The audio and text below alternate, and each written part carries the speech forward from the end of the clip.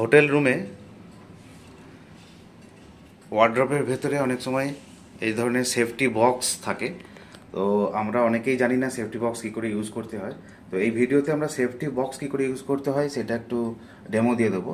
যখন হোটেলে যাবেন তখন এই অবস্থায় পাবেন সেফটি বক্স, এরকম হাফ ওপেন অবস্থায় থাকবে, অর্থাৎ ভেতরে কিছু থাকবে না, ফাঁকা থাকবে এবং এটা দরজাটা খোলা থাকবে। এখানে দেখতে পাওয়া যাচ্ছে এই সেফটি বক্সের ইউজটা প্রথমে বলে দিই। এটা হচ্ছে যে কোনো ভ্যালুয়েবল জিনিস এর মধ্যে রেখে দিতে পারা যাবে। তো হাউসকিপিংয়ের লোক তো রুম ক্লিন করতে আসে, সেই জন্য তখন টাকা পয়সা বা ঘড়ি বা কোনো দামি জিনিস যদি থাকে এই সেফটি বক্সের মধ্যে রাখা যেতে পারে। এটা কিভাবে ইউজ করতে হয় সেইটা দেখায়। এখানে একটা দেখা যাবে যে 1 থেকে 9 ক্লিয়ার এবং লক লেখা রয়েছে, এখানে ভালো করে দেখায়।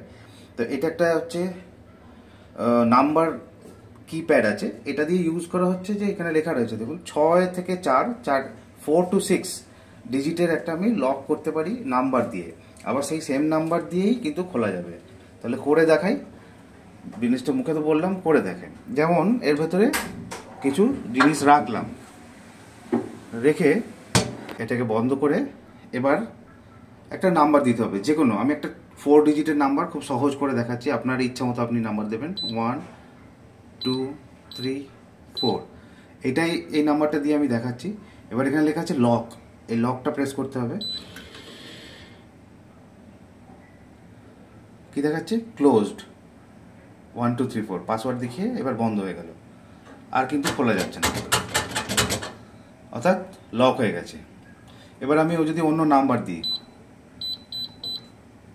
খুলবে? খুলবে না। আচ্ছা, ক্লিয়ার, এই ক্লিয়ার দিয়ে এটাকে ক্লিয়ার করে আবার অন্য একটা নাম্বার দিয়েছি 4 3 2 1, খুলছে না। অর্থাৎ আমি যে নাম্বার দিয়ে লক করেছি সেই নাম্বারটা আমিই জানবো, সেই নাম্বার ছাড়া কিন্তু খুলবে না। এবার দেখাই আমার নাম্বারে খুলছে কি।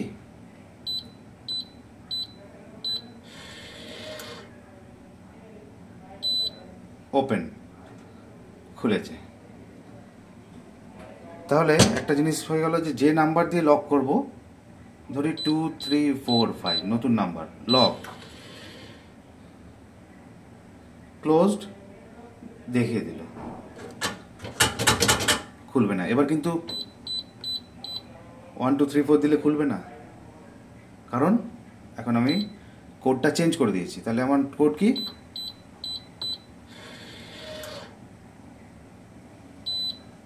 খুলে গেছে। এইভাবে ইউজ করতে হয় সেফটি লক বা সেফ লক। এইটা যে কোনো কোম্পানির হতে পারে এবং ভালো হোটেলে গেলে এই ধরনের জিনিস থাকে এবং ইউজ করতে অনেকেই জানে না। তো সেই জন্য এই ভিডিওটা বানানো। এটা দেখলে পরে অনেকেই শিখে যাবে যে কিভাবে সেফ বক্স ইউজ করতে হয় হোটেলে। তাহলে আশা করছি আমি বোঝাতে পেরেছি যে কিভাবে এই সেফ বক্সটা ইউজ করতে হয়। আপনারাও ইউজ করবেন হোটেলে গিয়ে। এটা খুবই ইউজফুল একটা জিনিস।